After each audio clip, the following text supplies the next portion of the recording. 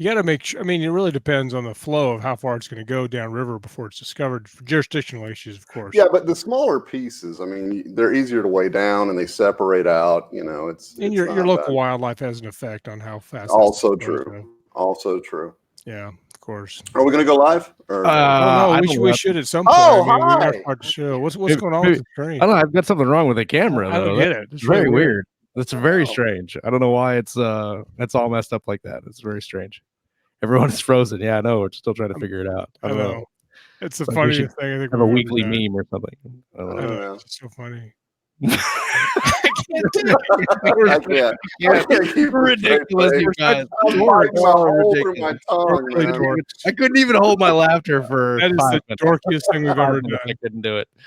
But Rick and his insightful everyone is frozen. Thank you and welcome to another episode of Frozen live on Keystroke Media.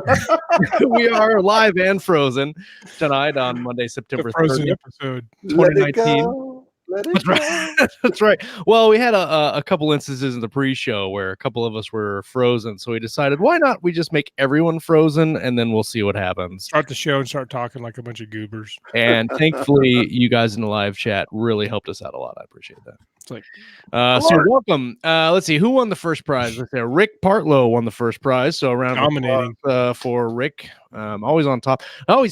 Rick is one of the type of guys that if you don't have the show link in an appropriate time, he will tell you. You do not have the show link in an appropriate time. And so I think technically sometimes he cheats because sometimes I don't get it up in time and he's like, when's the link? And so he knows it's coming. He waits. And you could just see. You just probably here a half an hour before everyone else, and he wrote like half of a chapter or something while he's waiting for. He's got like insider trader information. Like, when are you going to put it up? 5 minutes, okay, I'll be ready. Bard's claiming he's first. Oh, well, it's a conspiracy. It's a fight. We should have a spelling contest or something. Should we have a knife fight and figure out who Steel cage death match. We're doing a tonight. Grammar brawl. Grammar brawl to death. I think it'd be an AUA. Ask Us Anything show tonight on this September Roundtable. Who do we got in the live chat? Jake Clifton Slater is here. Lauren Moore is here. Of course, Rick, because he was first, he gets the gold star. Bill Frisbee's in there. Who else is here tonight that is posting? Corvo, as usual. The mysterious Corvo is in the house. Brian Mansure, hello, sir. Lou, welcome. Bard of Today and Shadow, the Illustrator of Doom, is in the live chat. Welcome. If everybody would stop chatting, I could keep track of who's in there because the names keep popping up so fast. I like Bard's message. Let's get it on. You guys remember Celebrity Deathmatch on MTV when it was like cool to watch MTV? When it was MTV, they had the claymation things, and the ref was like, "Let's get it on." You like before email? That's right. Like literally before email. An email, yeah, on a bulletin board. Yeah. So today we're talking about really everything that you guys wanted to talk about. I made a post in the Facebook group earlier, and we're going to get to some of those questions and topic. I'll allow it. Yes, actually, absolutely, Brian. I'll allow it. Allow what? That's one of the things he used to say in the show. Oh, Corvo with the Netscape Navigator. I mean, that's pretty legit. You got mail. No, Netscape is like legit. Like I can remember seeing Netscape with the compass. Mm-hmm. Boy, I remember when I went to college, my mom said, you need to go down to the library there at Wichita State and have the librarian show you how to use this thing called email. And we can communicate, and it'll be cheaper than calling me on the phone back when you got charged like by the phone call for long distance, and you had to call during non-peak hours so you could talk to your family and tell them you're starving to death, and they should send you money. I remember when my dad was deployed overseas, and email had it was I don't even remember when it was, but email was just coming out. But you had to get like special approval to get the email, and then you had to have some special program to do the email. Right. And you could only do like one a week because they were super expensive or some. I don't know, it was crazy. Yep. So let's see. Let's do a little around the room and talk about Bill's already got the meme up. Bill, what? Slow clap. I mean, that's I need to Awesome. look over. Let me take a peek. Bill's got it up in the group chat right now. By the way, if you're listening for the first time, I am Josh Hayes. This is Papa Chuck Manley. This is Scott Moon down here. We are the co-hostesses of the Monday Night Crew on Keystroke Medium, and welcome if this is your first time listening or viewing. We're all writers, or at least we pretend to be on two Monday nights. We make words go on the pages. Yeah, I are good at the words. And we have a Keystroke Medium Facebook group where sometimes I post half an hour before the show. Sometimes I post a day before the show that we're having a show and what the topic is going to be about, or if we want input from all of you fine people. So make sure you go over there and check us out on Facebook. And if you haven't subscribed on the YouTubes, please do so and hit that like button. Oh, and if you're watching right now, and you're on Facebook or wherever, do me a favor and share the show around. Rick already did it, so golf clap to Rick. But if you're watching and you haven't ever shared us, share us around. Give us some eyeballs on the show so we can. Oh, look at this! Scott McGlasson's in the show. Look Everybody at this, in the live bring, chat. Oi! There's That makes plenty me to think go of around, folks. AC/DC. Indeed. Yeah, for sure. So who wants to go first tonight on the walk around for what we've been up to this week? Crickets. I love when there's crickets, and immediately Chuck takes a drink, which means I get to go first. You go first. I'm going to go first. You have the most red hats. You should go first. I have been struggling again this week to finish Valor 2. Chuck and I were talking a little bit before the show, and I've had like kind of a little bit of paralysis for the end of the book, and I've finished probably 92% of the book. It's done. It's been edited by Steve. It's already back waiting on me to go through the rest of the edits, and I've been struggling to finish the ending. Like probably literally like the last 8% of the book I've been struggling with for almost like 2 weeks straight. And Scott, I call Scott like every day and banging my head against the wall. Like, I don't know how the crap I'm going to end this book. It's a great idea that's going to make the ending perfect, but I have to rewrite the entire book. I'm trying to decide if I can do it or not. Oh God. Man. So I've been struggling on that a little bit. I made some progress today. I'll be up tonight working on it too. Well, and you're talking about the Valor book. So Yep. Echoes of Valor and Edge of Valor, if people haven't read it, is more of a thriller than a lot of science fiction is right now. So Yes. They are pretty plot centric, and they're delicate flowers that could be mangled. That's right. Wait a minute, like a delicate flower, like a rose, or a delicate flower, like I don't know, something like a dandelion that just causes, or something you could be hit with a lawnmower and go, and just be destroyed. Gophers. Yeah, we're talking dandelions. In my yards, a lot of dandelions. Yeah, and other weird construction lot weeds from my neighbor's vacant lot. Anyway, yeah, Brian says, from the guy who took 7 years to write his first novel, Cry Me a River, man. I'm right there with you, buddy. Right there with you. It took me six years to write the first Valor book, so I consider even this month delay as a win for me. Also, I'm going to go on a little bit of a rant here because I put it on my Facebook page, and I know everybody that watches this show are writers or claim to be on Mondays. Facebook etiquette. This is my brief rant on Facebook author etiquette. If you are an author and you friend another author on Facebook, this is going to sound ridiculous. You friend an author on Facebook. This is where we're at. Right.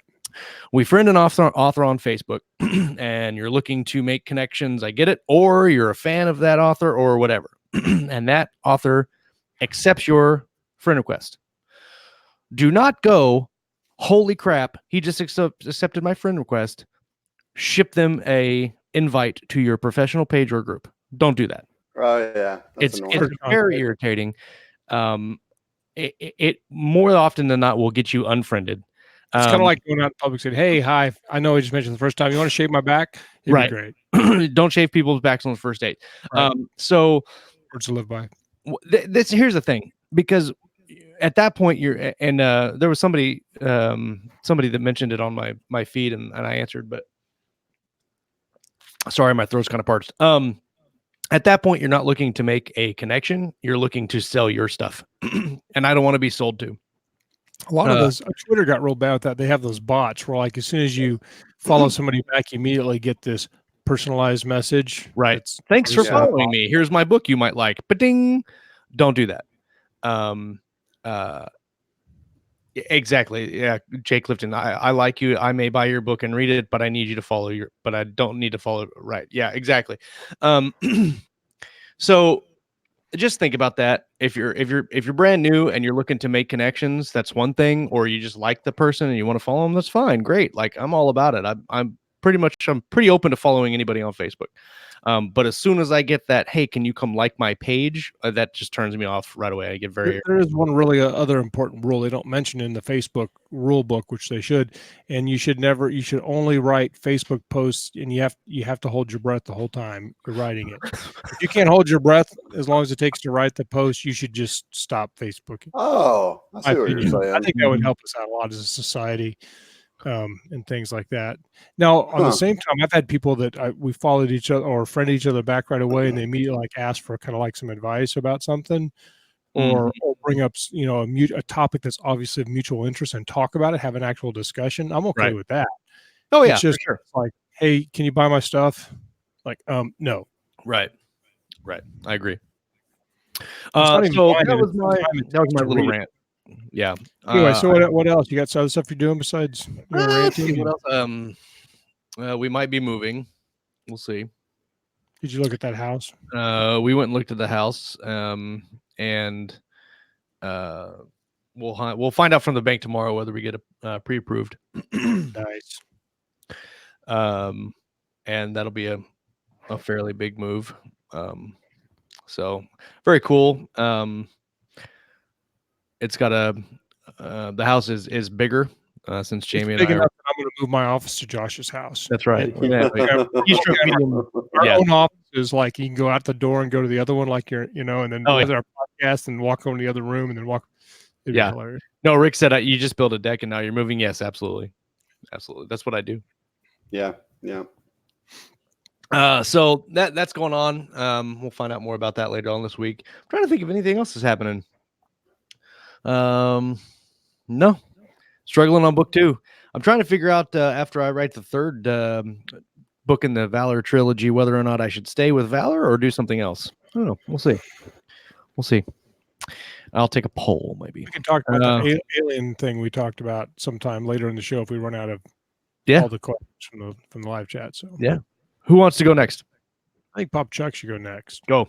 Oh, Papa Chuck will go next. I have been doing pretty much the same thing I always do. I have been working on Jack Dark Book 1, Urban Fantasy, for Athon. I'm still trying to finish kind of between writing sprints and stuff. I'm working on the last part of Brace Cordova Book 3. Feeling kind of guilty that it's taken so long to get that one out. Let's see what else. I did make one, I will call it a semi-fatal mistake.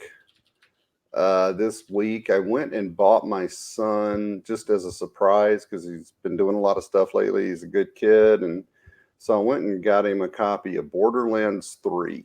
Hi, Papa Chuck. See you and I made the mistake of building myself a character in that game just to kind of, just wanted to check it out for a few minutes before he got home from school. Yeah, that's a time suck. That's yep. But it gave me a pretty cool idea for some post-apocalyptic science fiction I thought would be fun to write. So there you go, research. But yeah, aside from that, just dealing with daughter's volleyball stuff and son's band stuff, and just waiting for the football/volleyball season to be over, so we won't have something every damn night of the week. Right. Because the only reason I'm here now is because my wife got home from work early enough to take the daughter to volleyball. So, what else is there? Oh, and I also have a short story in the works for a movie monster anthology. I think it's Kevin J. Anderson that's doing that one. I have to have it done by Halloween. So very cool. And that's pretty much it. Same old besides that. Scott McGlasson said his 11-year-old daughter wants to be a writer, wants to know if they're going to do anything exciting during the show. And for her, that would mean explosions of some sort. We're definitely gonna have explosions, whether or not they're exciting. I mean, We're it's gonna have to, might be, yeah. Yeah. We need to work on our, we need to work on our pyrotechnics. We really do. Yeah. oh You here, know, here I got you. I got you. do some. Wow. That's, There we go. I was thinking more like, Motley Crue, Please don't, Iron Maiden type stuff. please don't make like a negative stereotype about my explosive candle. It's very sensitive. It looks nice. I'm sure Scott, that what have you you're been up to this week, brother? very warm and whatnot. Well, we launched Reaper 6, Wrath of the Reapers, doing very well. Getting Indeed. some good feedback on that. I'm starting to finish up my Order of the Centurion book. I've been working on it forever. I've been bothering Josh longer about that than he's been bothering me about his Echoes of Valor. That is true. That is true. Well, 'cause I wrote it and I sent it and they edited it, and it was a more of a true developmental edit. And I'm expanding it, taking a lot of opportunities to make it much longer. It's almost twice as long as it started. It's fairly long for what I normally write for science fiction, but I really love it. It's written in first person present tense, and it's about a very different character arc involving the points, and just right at the end of the Savage Wars, right kind of at the beginning of the Legion, and some of the things they do, and it involves a lot of the sled development type stuff, and kind of how rocky that process is for them in the type of engagement they're in. So I really love it, like, a lot, but I'm also, it's kind of a love-hate thing where sometimes Josh is like, you need to stop smashing your face on the wall, because just finish it and send it in. So anyway, I've been through it a lot. I really like it. I'm hoping to get that done this week. Very exciting. And then it'll be a huge project off the plate, so I can do kind of one thing at a time. I've been doing most of my writing on the Reaper series, and then when I get done with that, then I work on whatever else I can have bandwidth for, and that's been the Order of the Centurion book. Brothers in Arms, I think, is the working title. That's good. What else? And you're working on book 7, right, Reaper? Working on book 7. I'm about 12,000 words into book 7. Brothers in Arms up to about 82,500. It started at 57,000, my first draft I sent in, and they said they would like to see it expanded a little bit, and so I expanded to 82,000 so far, probably about 85, 87 when it's done, depending on how this last chapter I got to add goes. And I learned that my son, who's 22, types 150 words a minute. Holy crap. And he is Nice. Or is it a minute or an hour? Whatever. 150 words a time unit for writing. Probably a minute. Yeah. Yeah, usually you time that by minute. Yeah, it's 150 words a minute, and he's an incredibly good speller. He's a massive vocabulary. He's a very strong reader. He always was since he was. He's my son who read. We started him on the Harry Potter series in 2nd grade, and by 4th grade, he'd read all of those books. He read all the Lord of the Rings before 6th grade, and I'd give him those Warhammer omnibus books, and he'd come back to me like the next day, I need another book. I'm like, you're going to be very expensive. So, but he's thinking about doing some transcription. He found a company where he can do transcription services. Oh, cool. So as fast as he types and as good as the vocabulary is and stuff like that, he's an extremely good speller. So not like me at all. And so I'm curious to see if that'll happen. Maybe he'll be doing some of Kevin J. Anderson's transcriptions or something, or some of those people that use the human transcription services. Or you can you can send him your voice dictation. He can transcribe it for you. Yeah, we can do that. That'll be fun. He'll correct my grammar. I went what's today, Monday? This morning I went and got my echocardiogram on my heart because of the dizzy spell I had a couple weeks ago, and they didn't really tell me if it's any good, but I'm laying there and you're watching the little heart, open and close, and they have the colors that tell which way the blood's flowing. Right. I don't know. I assume it looked good. They didn't all the color on one side. Yeah, they would have I think it was like a red color and a green color, and then they would kind of go, and you could see the ventricles opening. Yeah, and then was most of the color on one side of the valve or the other? Or can you remember? Yeah, there was a couple different angles, but I think most of it, I think most of it. That's a good sign. Yeah, assuming it's the right side, but yeah. They make you nervous because they don't really zoom in. I don't want to ask a lot of questions and distract them, but they'll zoom in on a little area and take all these different little measurements and pictures and stuff, and then they go you lay on your side and they go right through the front, and then you kind of turn and they go kind of up on your arm and through your diaphragm. And a couple of those, I'm like, it looked like a little alien creature. Yeah, what you don't want is when they show you where the valve is, you don't want color on both sides, because that basically means the blood's going up and then right back through because the valve's bad. But Okay, if yeah, if the color goes through and then doesn't retreat, that means the valve is closed and is functioning properly. okay, yeah. So it was kind of like it would be one and That's then the the other. only bit of usable information you're going to get this whole show. Right. Just so you know, just fair warning. Just fair warning. We're just going to drop the mic and go now. Your blood doesn't go through your heart. That's bad. That's bad. That's yeah. bad. You should not be watching the show if that happens. And I have my little, they call it a King of Hearts, but it's a heart rate monitor, and I have to like stick it on me and wear it for 2 weeks, and then go back. But I really don't think that my problem was a heart issue. I think it was, they told me it might be an inner ear issue that caused some pretty severe dizziness and world tilting. And then right before we watched the show, my wife was having me watch a Jim Gaffigan special. He's talking about Jim Gaffigan's wife couldn't hear, and then they went in, and then they went to an ear, nose, and throat doctor, which is my next doctor I have to go to. And they said, "Oh yeah, you have a brain tumor, and it's the size of a pear."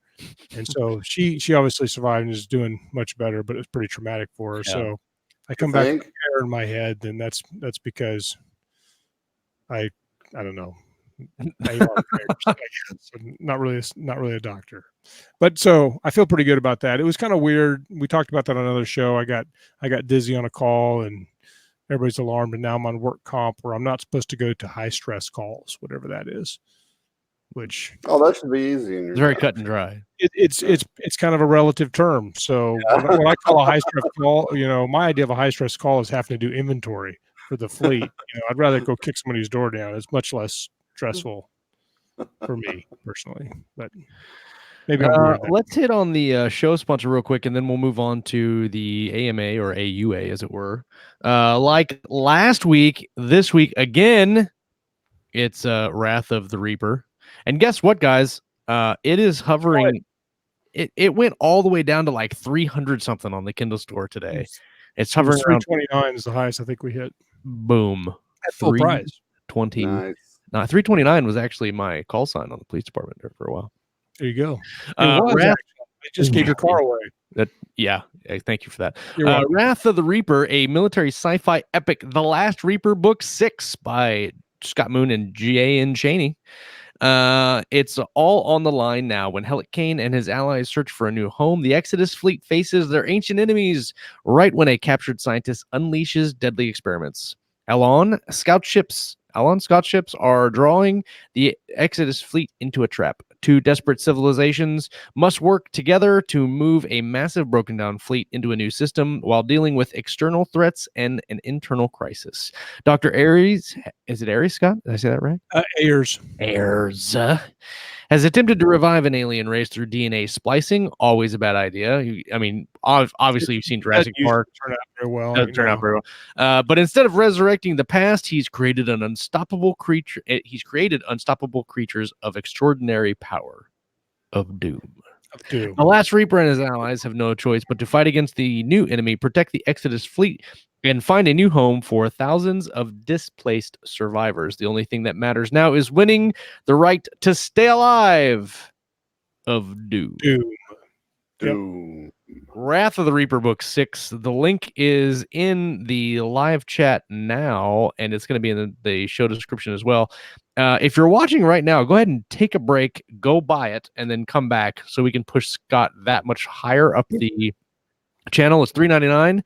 We want to get him up on those Amazon rankings and get him the money. And it's a great book. Make a review, and we can all be best friends forever. That's right. Oh, definitely leave a review. I'll move into Josh's garage when he gets his big house, and we'll hang out. Oh, yeah. Yeah, we'll have a whole Keystroke Medium office. It would, yeah. But only if you buy Scott's book right now. Matter of fact, we're not even going to do the rest of the show. Just go buy the book. I think we should have a staring contest. Yeah, let's all stare. Until everybody in the live chat has bought the book, we have to stare at the screen just like this. We're staring down the internet. We're taking a stare. Chuck's better at this. No, seriously. Okay, we're done.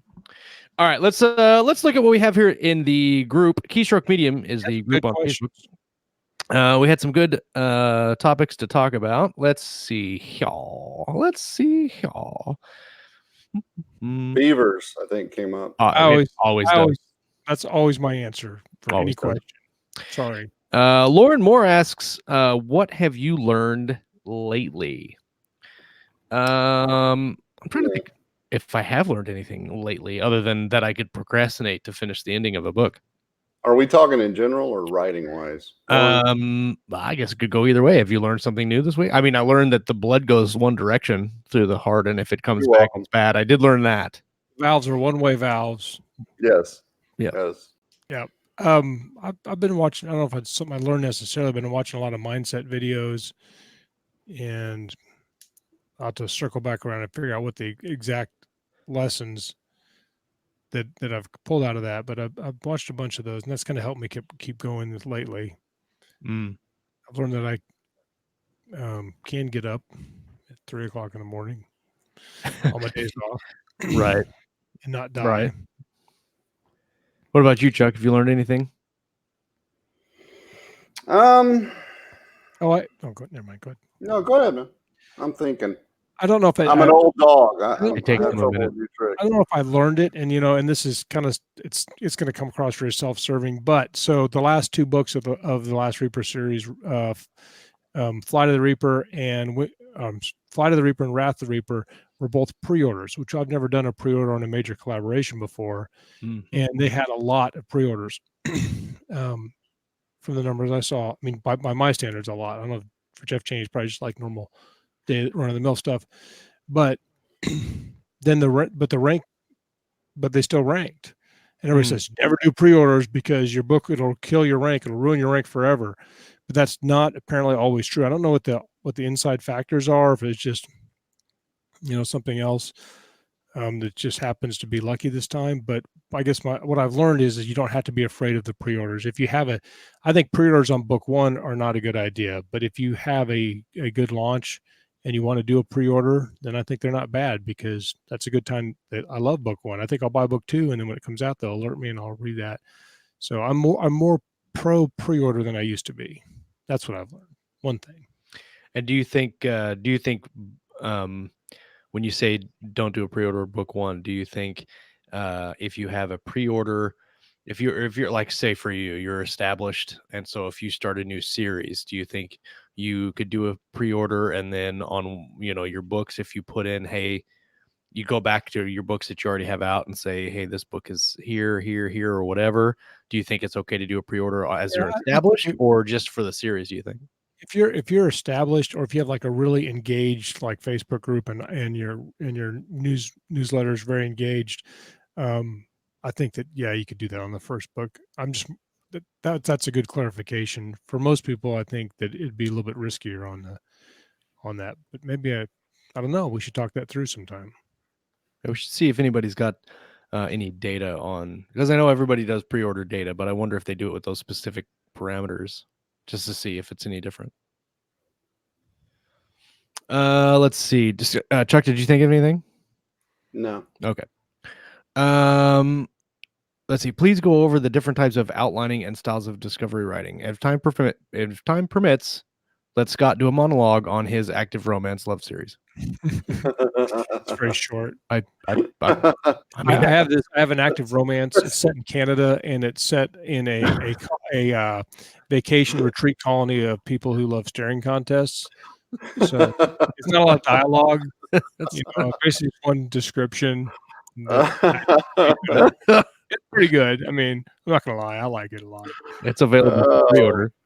Yeah, it's available for the 14-year pre-order that they just established on Amazon. Different types of outlining. Rick says active romance with a question mark. So, erotica.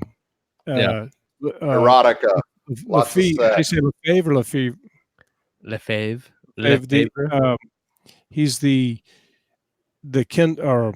Kobo in charge of the Kobo Writing Live, and he was given a presentation, and he kept talking about active romance. Well, in Canada, that's what they call erotica. Active romance is erotica. Yes. Yep. Scott actually has a dream of being Lefebvre. That's what I was trying to remember. The first author that makes a living on werewolf active romance police investigations. Probably actually a pretty big genre right now. It probably would be. It is Speaking, let's move on to the outlining and question from Jake Lifton Slater.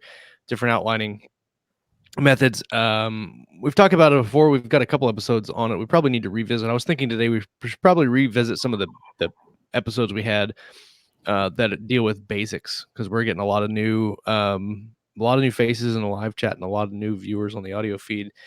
Probably that will not go back however many hundreds of episodes we have and check out those older ones. So we probably should do a couple revamped ones and right. add a little bit more experience that we have from our time in the pages, as it were.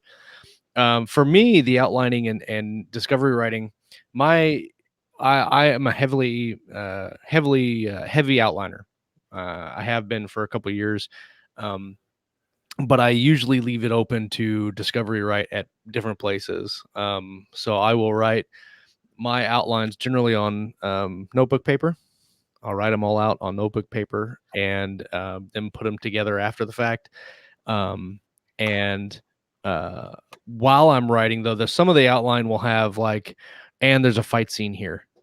And then when I get to that point in the outline, then I'll go through and basically discovery write the fight or car seat chase scene or whatever. You write like more active romance here. Yes. Yeah. In Right. big quotation marks.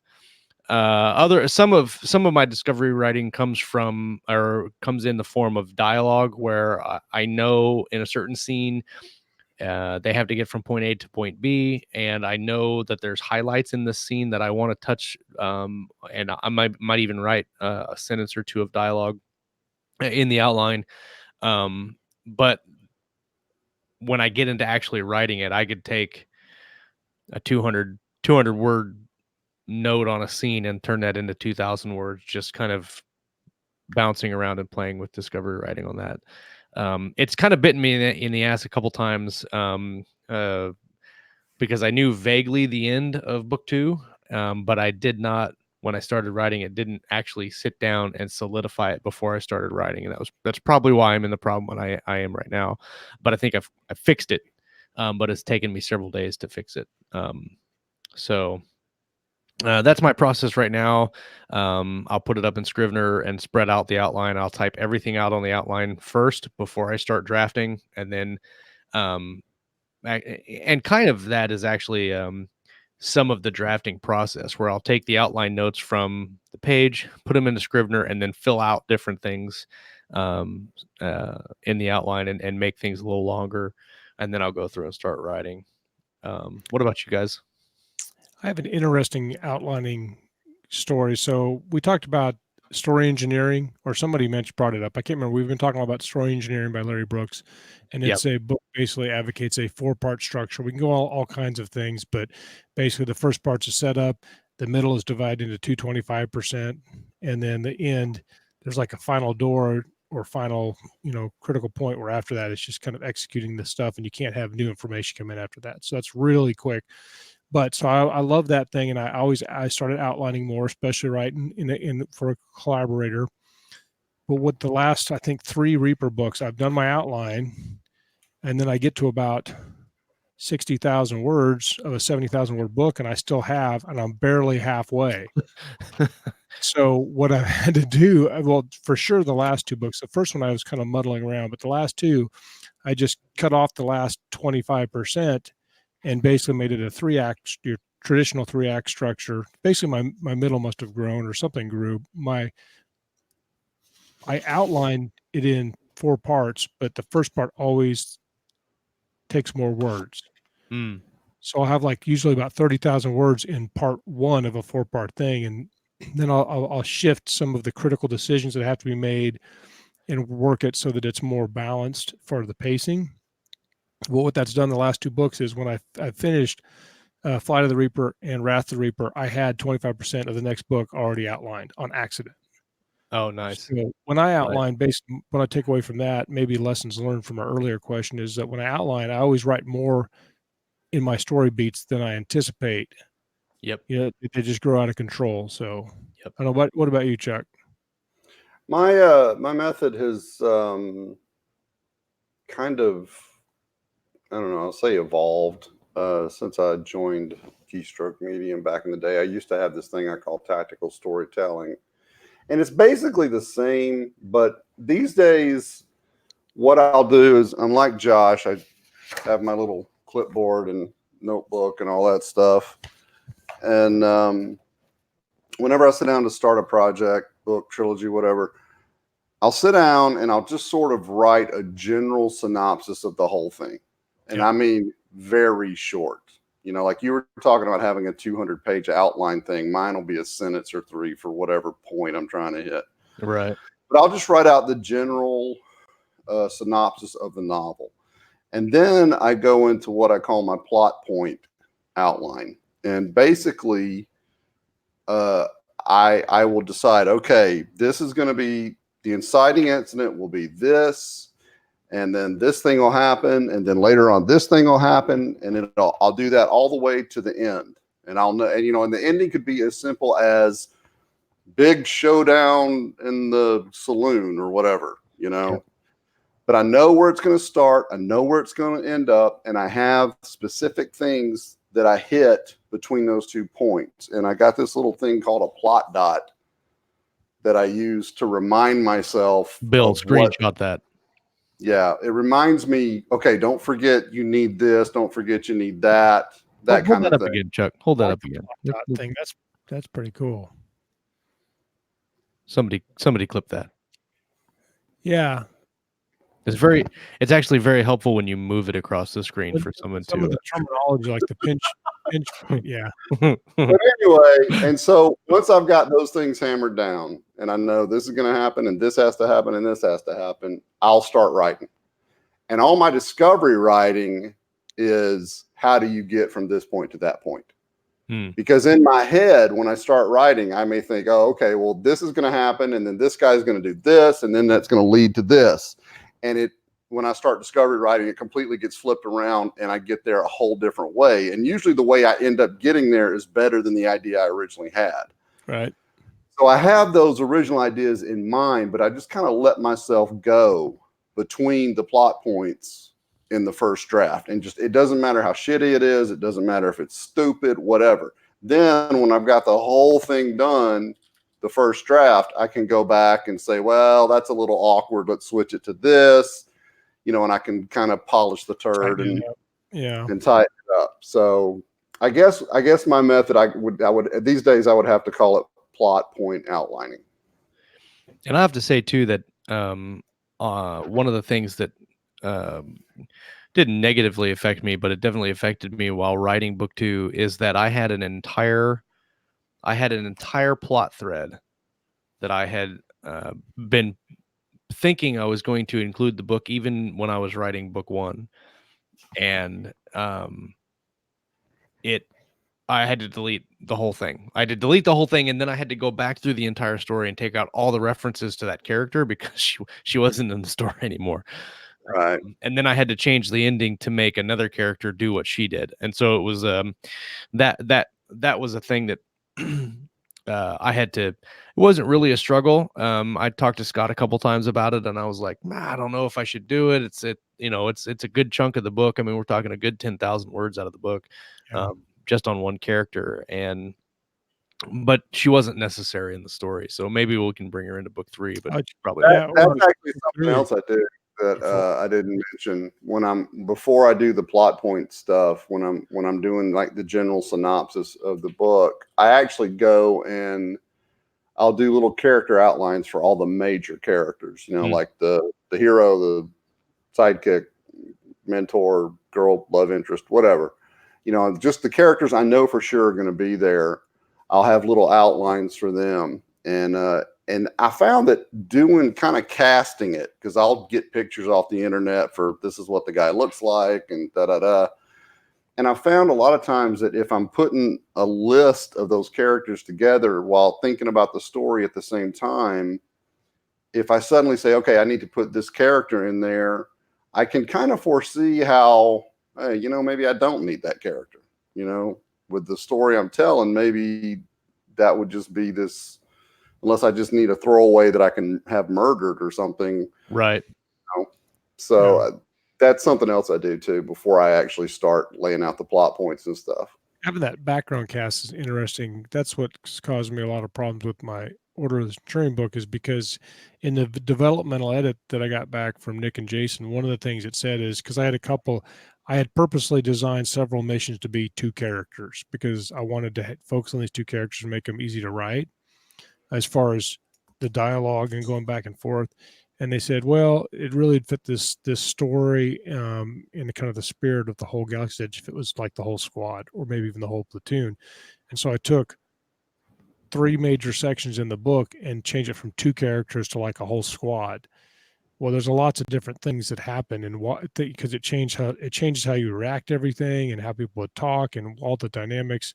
And so adding in characters is Yeah. is really hard. And I had the same problem. I thought of this when Josh was talking, because then I'd have characters I had to cut, and I had to go find them in this manuscript and chop them out, and all the ripple effect and the butterfly effect. And A lot of my discovery writing actually comes through character development in the draft, where if I get to, or I need to have like a description of a character or a backstory that fits this particular scene, and it builds something up or develops something. I'll write that after I've outlined and after basically the whole book is done. I'll write it in the draft, and then I copy and paste that over into a character note. so how much does your finished product resemble your original outline? Like I write the story beats in, and then sometimes I'm trying to revise. I try to just look at the story beats rather than reading it, because I like to read from the beginning every time I kind of get confused, and that takes a lot of time. So I was trying to just go through my story beats, but I'm looking at these story beats over time. I'm like, this story beat is not what I actually wrote. I mean, it kind of pointed me the direction, but it came out totally different than that. So it's kind of I can worthless for revision. So I was curious to know what you guys how it evolved. I can actually go through and look at. So this is the original outline for book 2. And I'm going to go through, and I'm not going to read it, but I'm just going to go through and tell you in my original outline, there are 29 beat, 29 areas where I had to write things about. And so let's see. The first beat of the outline doesn't occur in the story until 40% into the book. And scratch that, probably like 25-30%. The second beat is in, third beat's out, fourth beat is in, out, in, out. That's stuff that you cut after you eliminate that character, or just didn't fit. It's just completely cut out of the story. There's some characters and then some scenes. Squashed it, took out. That's in. So probably like half. Yeah, but it looks like about 50% of your outline made it to the final. Because I changed how they get to the end part. That's out too. There's a big chunk at the bottom. That's We want to talk. You want that's making me think our earlier conversations. Do you want to talk about easy buttons? Because I've found when you sometimes when you plot it out, you'll get to something, but when you start to write it, like this is like pushing an easy button, kind of like in Star Wars where they run off and get the magic bullshit thing and then do the other bullshit. I've actually, that's one of the things I've been battling with in the story, is that I felt like a lot of it was easy button, and so I've been working with it to make it not. And that's so making it harder, making it harder for the characters is actually making it way harder to write. And so easy button-ish is it's tough because it's really easy to write, and it makes the process simple. But also when you go through it and then read it, you're like, we could just go to a casino and have a magic. We could have knows how to crack the emperor's. And yeah, they give us the schematics or whatever to get onto the ship, and right.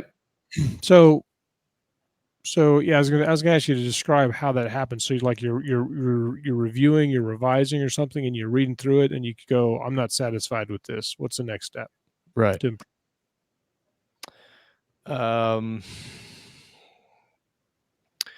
Really just figuring out what your story needs.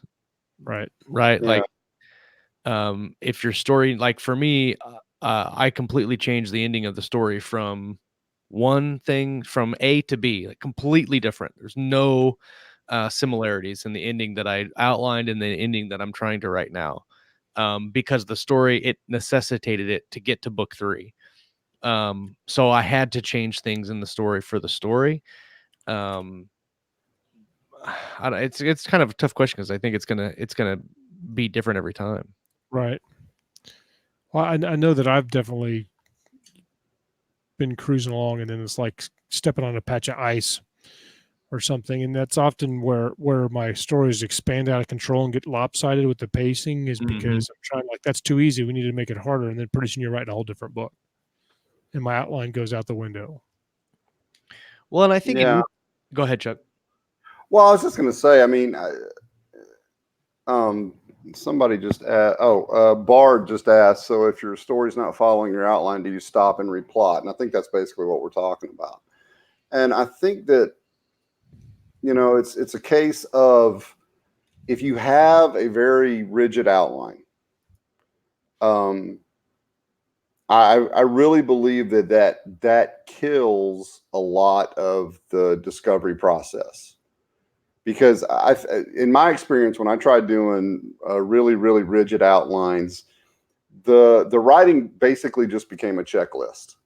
Just this happens, right? That this happens, right? That this happens, right? That this happens, and that's an almost mechanical approach to writing a story. And I don't want to wax poetic about the artistry of what we do and all this stuff, but there is a certain amount of creativity that comes in the moment. And I think that you can't just blatantly ignore that for the sake of the mechanical efficiency of putting out a book. Now, of course, if you're a commercial writer and you've got a publishing house that says that's what we want, you do the mechanical thing and you give them the cookie cutter story that they're looking for.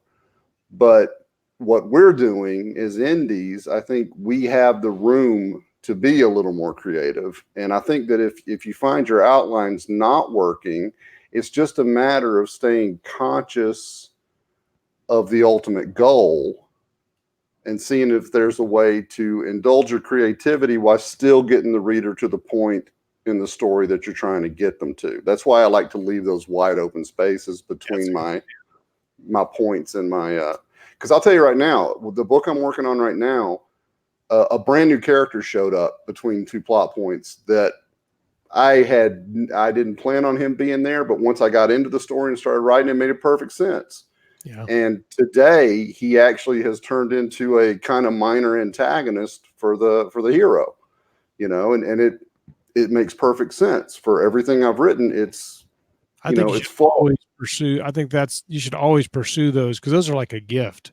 I Yeah. mean, those truly inspired character moments, and then you have to adjust it somehow. Either you have to go back and rewrite your outline, or maybe you just push it on and then catch it in the revisions, or I think it was like I like the 3-part structure, or the 4-part structure, and those kind of milestones to keep your pacing on there, but they are pretty stretchable, because like the hook can be the first 5% of the book or the first 30% of the book. It depends on the story every time.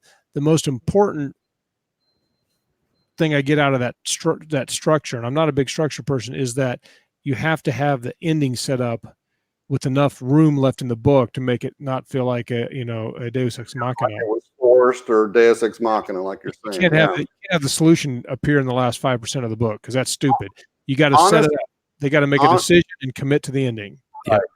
I honestly, when I'm writing, I don't really think about like the structure, like this has to happen in the first 25 and this has to happen in the next 50. Right. And I don't worry so much about that. I try to come at it from the aspect of, if I was reading this book, would I get sucked in to these characters in this world, and will it hold my attention? If I ever find myself getting bored writing it, I know the reader's going to get bored reading it. Yeah. So those are my like red flags. Yeah. Right.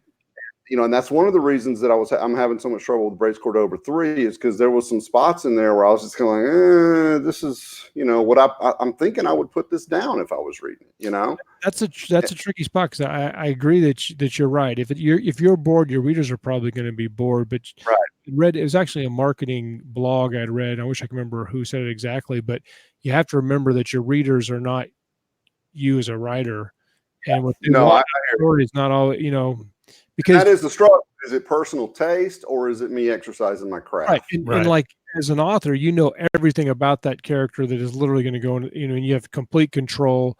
And I mean, you can, if you don't like where the character's going, you make them do something else, but the reader can't do that. The reader is going to be surprised and interested, and they may be invested in your character for reasons that you don't realize, because they interpret what you said differently than what you meant. But I agree. I have the same problem. I like Stephen King talks about, if you don't finish a book in like the first 90 days, it's going to die, because that happens for me very strongly. Is if I work on a project for too long, it's hard for me to finish because I'm bored. I'm moving on. I agree. And, you know, honestly, with Brace Cordova, I've come to the conclusion that my only problem is not that the story's bad or anything. I'm a fantasy guy writing a science fiction novel.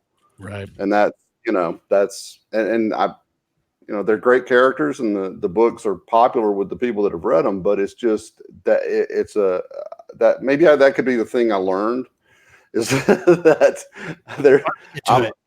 I'm a fantasy guy. I probably shouldn't be writing space opera. That's what it comes down to. I like the Chris Cordova books. I mean, like I said, because I enjoy them. Yeah, it's just you know, just I'm trying to look at them as just adventure stories. Those I enjoy more. If I think about it as science fiction, I let myself get too hung up on the genre and not enough on the characters and the setting and everything. And I'm worried about, oh, will people bitch about the science, or will they, you know, think that the military aspects aren't military enough, or, you know, whatever, instead of just sitting down and writing a fun story. Huh? Josh and I were talking about aliens in sci-fi earlier. And so when you said that, I was throwing that out. Right. Not enough aliens. So, you don't have you enough. know, every case is going to be different, I think, as far as, you know, what's going to bog you down in a story and what's going to slow you down. I think one of the important things to remember when we're talking about outlining and discovery writing processes, there is no reason why you have to be an outliner or a discovery writer. Like you're just basically, you're a writer, right? And so you can outline and then also discovery write, or you can discovery write and then outline. It doesn't matter. The one thing that the important thing to remember when outlining, a lot of people get hung up on the fact that outlining, once the outlining is done, that's it. But the outline is just the outline. If it changes, it changes. And as it's tough because even I have problems with, once the words are actually on the computer, I feel like locked into that deal. Like, I can't change this on the computer, which is why I do most of my outlining on paper. Because then when I transcribe it over, I can change it because it's not on the computer yet. But you can outline something, like, for instance, like for Edge of Valor 2, I deleted an entire character thread. Just took it right out of the book and then took her character right out of the book. I changed the ending completely from what I originally had planned to what's happening now. I added a couple characters that I didn't think were going to be in there. And it's coming along. It's proceeding not as well, not as quickly as I'd like, but that's the thing. Like, sometimes you just have to let it happen when it happens. And as far as, you know, writing point by point on an outline, that's I've done that, and sometimes it works really, really, really well. Sometimes I have written a book where I would not have been able to write it without the outline. Like the first Valor book, Edge of Valor, I would not have been able to write that book without the outline, and I absolutely had to write it to fit the outline, because there's no other way to write that type of a book. But if your book isn't like that, then like I said, you're fluid with the writing. It's basically a thriller. It's a sci-fi, military sci-fi thriller, which is a different. Well, there was a lot of mystery and a lot of red herrings that were different places, and I had to know where they were. So it just really kind of boils down to the story. Narrative thing, multiple viewpoints, and Yeah, a complex book to write for sure. very for sure. complex. So you could be a discovery outliner, because Yes. outlining is part of the discovery process. So you don't have to think, well, I'm an outliner, so it's mechanical. It's still a discovery. One year I did the snowflake method. I was reading about the snowflake method and going through all that stuff. And they have a way where you like get your premise and you expand it. And so, and then eventually you write like on a spreadsheet each scene, and it's supposed to be like 100 scenes. And I remember sitting at a part-time on my phone, and I wrote one out line by line, the whole book. I wrote the whole book in one day. I was like so excited. This is so great. It was so much fun. And then I fell into that trap where I didn't write it for 6 months. When I came back to it, I was bored with it. But the thing was, I felt like I'd written a whole book, and it was exciting. It wasn't a boring outlining process. It was really a good time. I mean, characters were doing crazy things. I was like, can't wait to write this. So, like I said, James S. Aaron would like to know what's everybody's 2-year and 5-year plans. when I'm moving to Josh's new garage, he'll never even know I'm there because yes. My 2-year plan is to have the Valor trilogy done, and then possibly have another trilogy in that series done. My 5-year plan would be to have a traditionally published fantasy novel, or a couple of them done. That overall, I mean, it was to be a full-time writer, but I'm there, right? So now I've got to think of different long-term goals. But I think having a traditionally published fantasy book is something that I want to do in the next 5 years. Yeah, awesome learning process, because it's going to be different. It's going to be different for sure. 2-year plan would be, and I am making this up right now on the spot. You're here first. Not a big planner. Somebody record this so in 5 years we can play it for Chuck. Well, 2-year plan would be to finish the Jack Dark trilogy, the Bryce Cordova, whatever you call a 5-book series, pentology, I guess. The syncology? Syncology?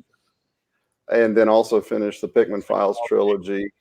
And 5-year plan would be, I'd like to, assuming none of those catch on and people want more books from them, I'd like to either write some science fiction post-apoc or maybe some epic fantasy. And I only say the science fiction post-apoc because that Borderlands 3 is in my head. But and I guess so. Yeah, 5-year would be to throw some epic fantasy on there. I've got an idea for some epic fantasy kind of Indiana Jones in a fantasy setting kind of stuff. Oh, very cool. Like Hunters kind of thing. Yeah. So that would be a lot of fun to write and not have my first heart attack. So that would be good. Yeah, not would be a good. Well, my youngest is going to be becoming a teenager soon, so I often tell her she's my first heart attack. Yeah, a walking heart attack wouldn't happen. No pressure. No pressure. You're killing me. Okay, not really, but you're going to. Yeah. What about you, Scott? Okay, so 2-year plan is maybe be writing full time by 2 years.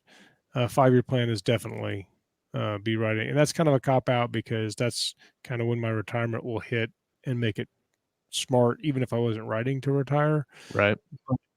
It definitely gives me some kind of light at the end of the tunnel, so I don't go crazy, Scott, on all my friends and blow up all their messages with like, the world is ending, I'm so stressed out. Never happened. I know that's all imaginary hypothetical stuff. It's never happened. Actually, I just throw that out there just in case it does. But so I would like to I'm going to keep writing the Last Reaper series. I'm going to write that until people stop enjoying it. But I'll probably do 10 books over. I'm not sure how long that will take. But once I get to there, I may continue writing that series, but at a more relaxed pace. So go from like cranking them out every 4 or 5 weeks to like 2 months or even longer, depending on what else. I'd like to develop some other series there with collaborators, various collaborators. And then I would like to become my Shortyverse over the next couple of years Love because I Shorty. like Shorty. Yep. And I have a fantasy book that I've been writing on for about over 15 years, and it's probably the first 2.5 books are basically done, but they probably need massive revisions and editing and stuff. So I would like to do some fantasy sometime in the next year or so. And Let's see. What about you guys in the live chat while I Scott's saw some in there. finishing his story? Let's look and see. So those are my main writing goals. I want to get. I've done a lot of thinking about this because all my friends are going full time or retiring or whatnot. But I think like if I was to quit my job right now, I would get a little bit more writing done, but mostly I would probably sleep more, which would be healthy. Yeah. I'd have time to do some other hobbies and maybe do some more trips with the family. So Yep. going full time for me is a little bit more writing, a little bit better professionalism on the business aspects of it. Being more consistent with my newsletter, working on my understanding of advertising and all of those platforms, and then just doing a little bit more self care because I can grind pretty hard. I mean,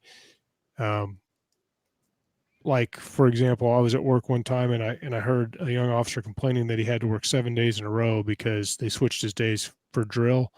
And at that time, I realized I had this epiphany that I had worked 7 months in a row every single day between 8 and 14 hours a day at my job, not including writing and all the other stuff. And because I work all these part-time jobs to pay the bills, and so if I had, that's my personality. My personality is to just grind until it's unhealthy.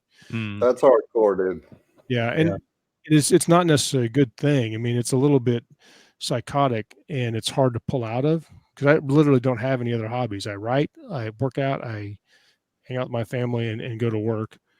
And I like a lot of other things. Like I love video games, I love movies, I like to go places, I like to travel. I used to have a motorcycle, I love my motorcycle. I really passionate about doing martial arts, but I haven't done them for years. So I've let a lot of things go. So I'd like to do some of that. So my 2-year plan is get my life back. My 5-year plan is get my life back. 2-year get it back, 5-year keep it. Yeah. So do that. Let's look and see what people in the live chat are talking about for their plans. Let's see. Bart of Today says his 2-year plan is to have a space opera series done full-time writing. His 5-year goal is to have a space opera series, a mutant girl series, and the half orc saga completed. Very cool. I'm intrigued by the Mutant Girl series. Girl, is that active mutant girl? Active mutant girl. Yeah. A harem book or just a straight mutant girl? Reverse. Like a superhero, maybe.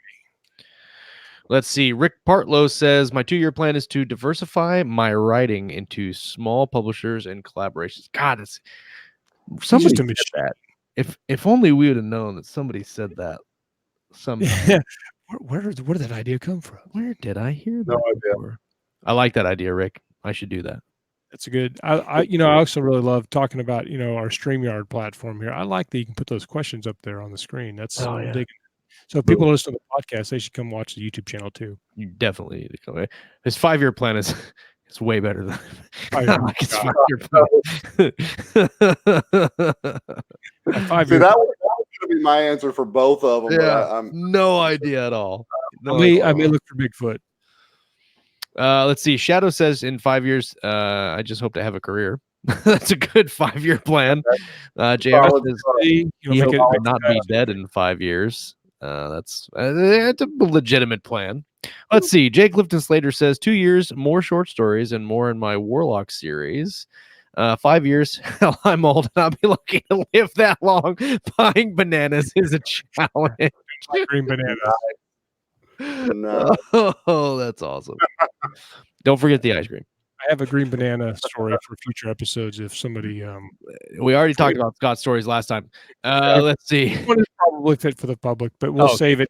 It's actually an interrogation technique that might be fun for somebody's dialogue. Oh, good. Yeah, very good. Put that in later. Let's see. Kayleen Williams says 5 years from now, a stable full-time author career. I like that. That's a very, very good goal. She's well on her way. Did you guys see? I don't know if you guys said we need to share this. Let's see.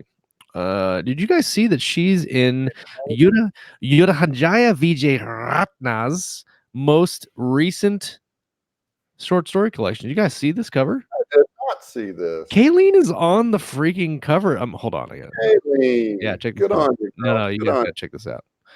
Here we go. Screen share, application window. Boom. Here we go. Check this out, guys. Boom. Right down here at the bottom, Kayleen Williams. Look at that. Boom. That And Very good. look, okay, first of all, we got to point this out. Look who she's on the cover with: Peter Codrone, Michael Cooper or Mal Cooper, Craig Martell, Bill Patterson, Kate Pickford, Felix Savage, Naveen. legit. I don't know how to pronounce that name. I mean, look, these are big name authors right here in the indie world, especially in the hard science fiction Yeah. genre. I mean, big names. Very good. I would be intimidated to write with you because he's like a trillion times smarter than I am. Oh yeah, Probably, yeah, definitely. I'd probably just be a quivering ball of insecurity and doubt. Which is different from Normally, I'm more regular of a, or normally I'm more of a raging ball of oh yeah, insecurity. true. Very true. There's subtleties.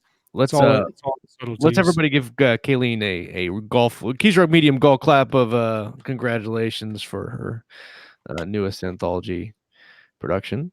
Our space opera anthology is still in the works. I know it's been quiet, but it is still in the works. It is still in process, and we will have hopefully more news on that in the next couple. We of need a Nova Blue update at some point as well. what?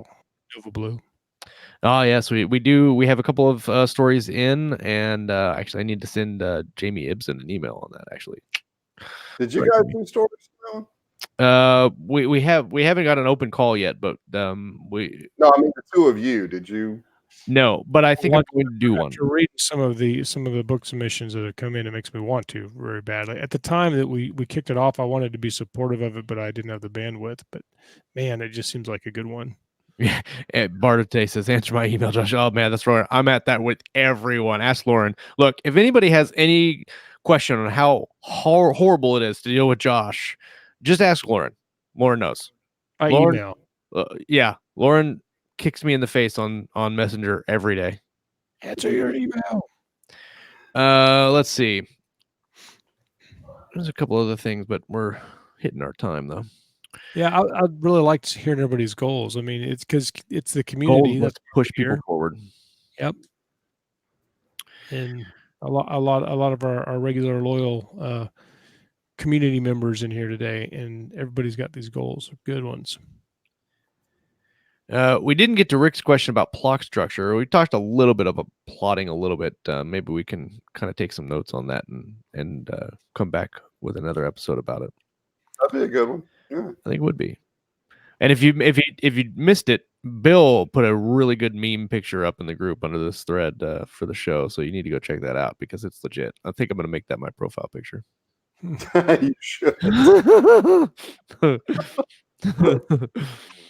That'll be a tradition from here on. I'm gonna make it my caller ID picture. Oh God, yes, that's right. Everybody, quick, go post memes, Keyshook memes, all your best Josh memes. Ooh, yes, there you go. Let's do the best Josh meme contest, and whoever wins gets a coffee mug. Oh yeah, Keyshook medium coffee mug. Make your Josh meme, post it in the group, then we'll make a vote. God, I love having great ideas. They're fantastic. I probably just opened up just a case of what I think is association for yourself. Ridiculous. Are you going to get a boat at your new house? There is a boat. There is a boat and a dock, but I don't know that we're going to buy it with the house. It's negotiable. The thing, the sellers are basically looking to downsell or downsize, and they said everything's negotiable from the furniture to the boat. Like, okay, they're like, if you just want a fully furnished house, you can buy everything in the house. They don't want anything. We've actually bought a lot of the furniture that came with this place because we were in the same position when we found this one. They were like, hey, look, if you want it, make us an offer. Really? We kept a bunch of chairs and a workbench in the garage and some of the patio furniture. Nice. So, you know. I just figure it's Josh's good opportunity to do some Hugh Howey pictures and stuff there. No. His new boat. On like a pontoon boat. Oh man, and it is a pontoon boat, and I will go and find some Doritos lime chips. That's Do it. Some of those canned margaritas. Yes. Just- That's right. Oh, I'll do it. Look, I ain't scared. I'll do it. Let's see. I think tentatively next week we have on the schedule is Casey Azell coming back to the show, and then I want to hear how Japan's going. You in our Japanese bathroom again? yes, and then we're gonna have on the 14th. I think it's the 14th. Let me double check because I don't want to misquote. I think it is the 14th though. Let me see. Yeah. So 10/14, we're gonna talk about something that we've talked a lot about on the show, but we're gonna kind of branch out and get some new blood, as it were, and some new thoughts on it. We're gonna talk about collaboration and collaborating. It is a growing thing. Obviously, Scott has had tremendous success with his collaborations. And so have I, and I think that it's a completely viable and interesting way to go about starting or even growing your author career. Like Rick said, kind of diversifying things.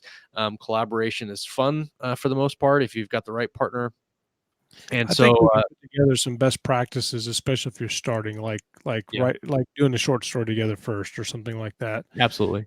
Yeah, Maybe I should just interview the two of you because I have exactly nothing to contribute to that topic. I disagree because we had this discussion. You're like, I'm just not into it, and that's a perfectly valid way to do it. And I think that's actually to be respected because some people go into collaborations thinking it's going to make everything easier, but that's not true most of the time.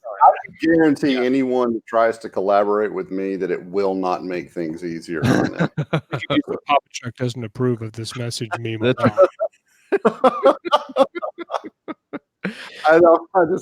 I can't see inflicting me on anybody. That's just. So we're gonna have James S. Aaron on the show. He's collaborated with Mal Cooper in his Aeon 14 universe, and then Lisa Richmond, who's a longtime fan of the show.